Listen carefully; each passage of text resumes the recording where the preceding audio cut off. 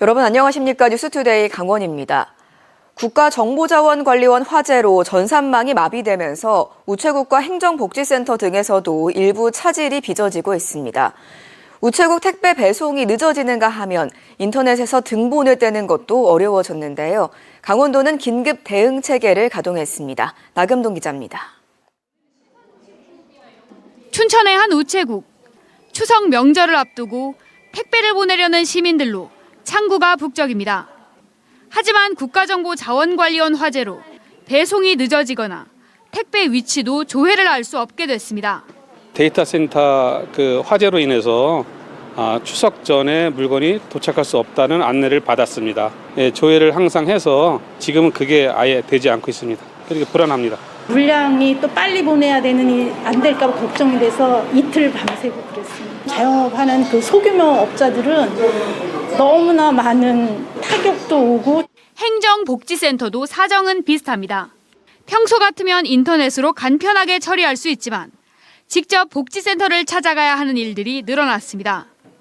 직접 안 뽑혀가지고 등본이랑 인간증명서 떼러왔습니다. 물어보니까 수수료 면제받았습니다.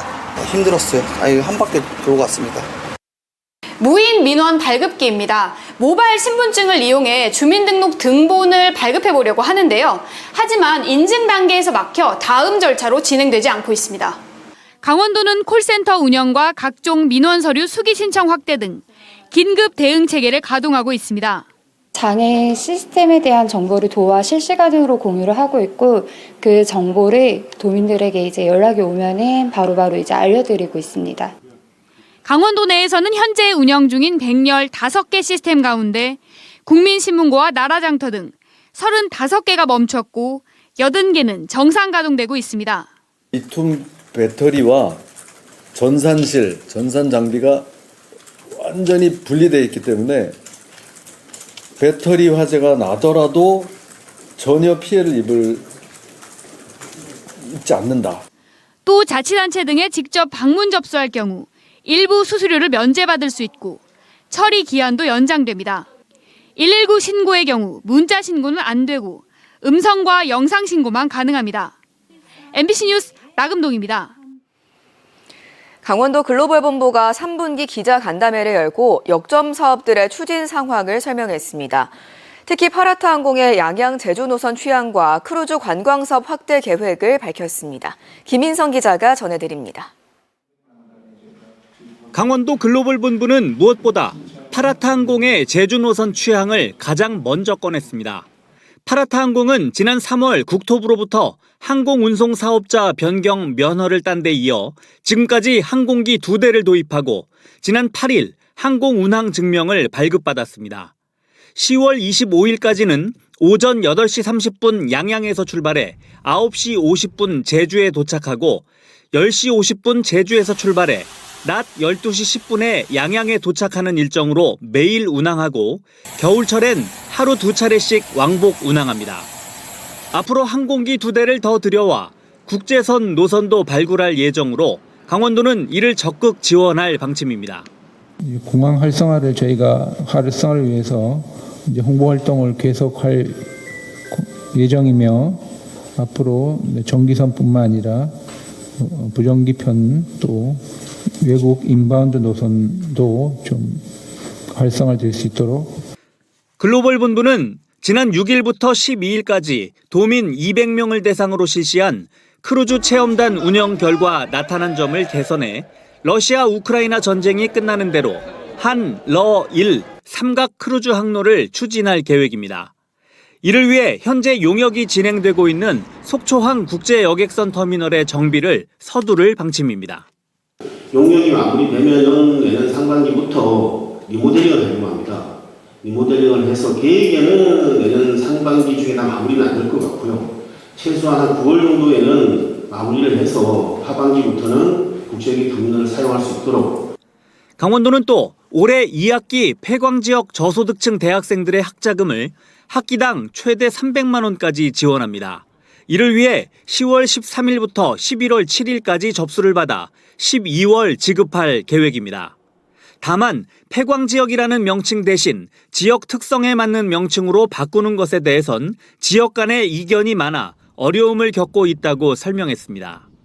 해강 지역을 마이닝 기구라든지 여러 다른 이름으로 좀 바꾸자라는 여론은 있었는데 해강 지역 사회단체나 주민들이 서로 시군의 이견이 다 많더라고요. 어떤 명칭을 정하면 또 다른 지역에서 반대를 하고 그래서 강원도는 이번 국가정보자원관리원 화재로 도에서도 선박 입출항 기록관리와 나라장터, 국민신문고 등 몇 가지 민원 관리에 어려움을 겪고 있다며 현재 수기로 업무를 처리하고 있다고 밝혔습니다. MBC 뉴스 김인성입니다. 근속 2년이 넘은 노동자들을 계약 해지한 횡성군의 행위가 부당해고인지 다퉜던 소송전이 최근 마무리됐습니다. 대법원이 신속하게 부당해고가 아니라며 횡성군 손을 들어준 건데요. 비슷한 사태를 겪는 전국 지자체들이 주목하는 판례가 될 전망입니다. 황구성 기자입니다.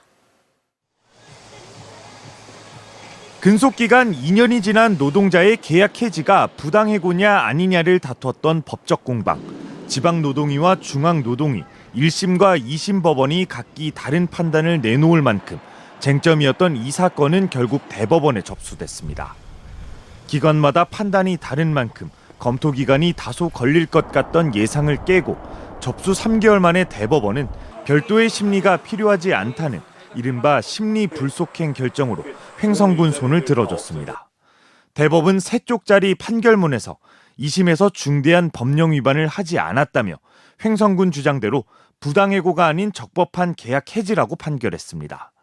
대법이 사회적 정의를 실현하는 최종심 역할을 하지 못했다는 노동계 비판이 나옵니다.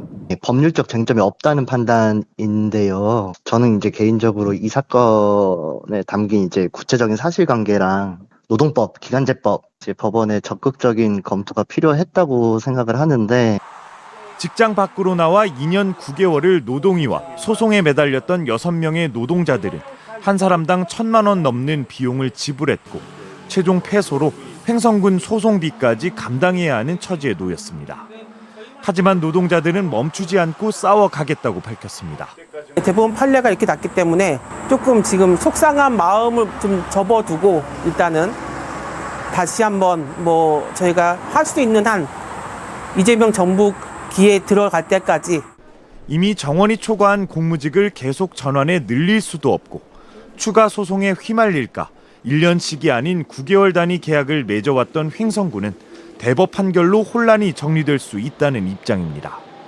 노동자들은 노동기간이 짧다고, 횡성군은 업무 공백이 생겨 논란이었던 9개월 계약을 내년부터 1년으로 되돌릴 방침입니다.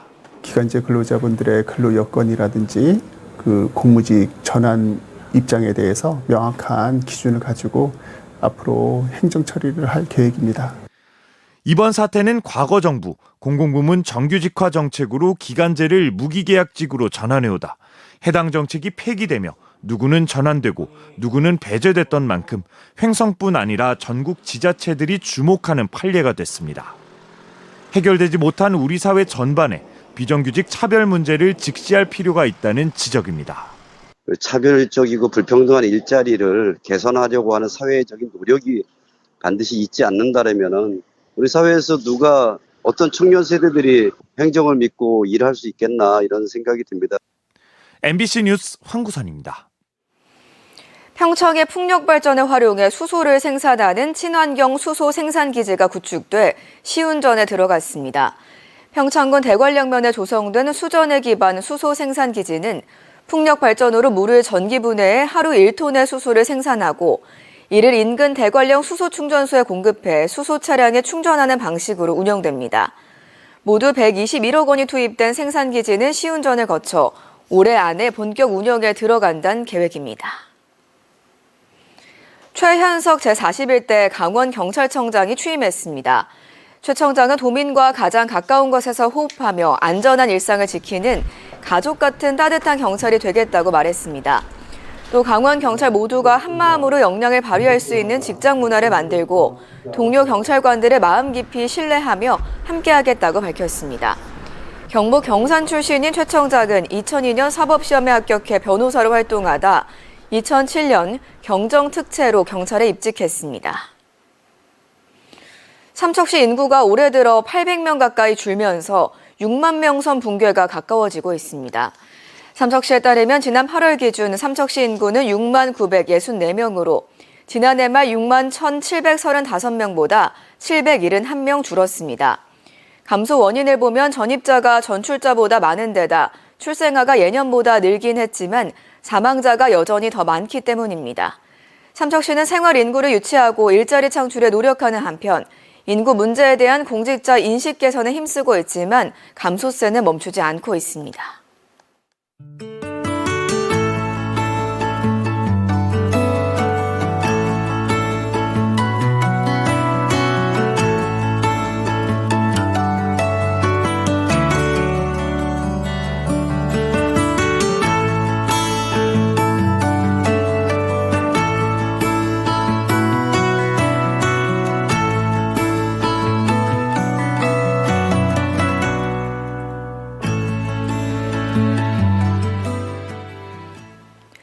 이 차 민생회복 소비 쿠폰 신청 접수가 시작된 지 일주일 만에 강원 대상자의 70%가 신청한 것으로 나타났습니다.